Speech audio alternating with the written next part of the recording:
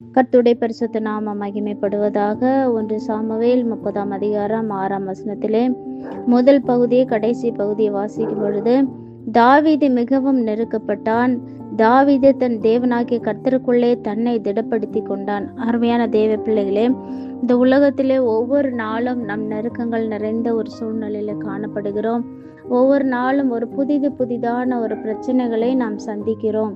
ஆனால் தாவீதுடைய வாழ்க்கையிலும் அதே போன்ற காரியங்கள் காணப்படும் போது அவன் நெருக்கப்படுகிறதான வேளையிலே கர்த்தருக்குள்ளாக தன்னை திடப்படுத்தி கொண்டான் என்று சொல்லி வேதம் சொல்கிறது. கர்த்தருக்குள்ளாய் அவன் தன்னை நிலை நிறுத்தி கொண்டது நிமித்தமாக அவன் திடப்படுத்தப்பட்டான்.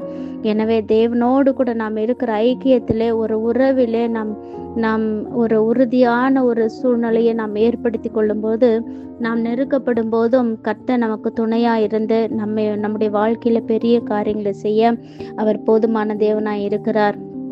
எனவே நாமும் தேவனை நம்மோடு கூட வைத்து கொண்டு நம்மை நாமே ஒவ்வொரு நாளும் திடப்படுத்தி கொண்டு தேவன் மேல விசுவாசம் வைத்து வாழ்வோம். கர்த்தர் தாமே நம்மை ஆசீர்வதிப்பாராக. ஆமென்.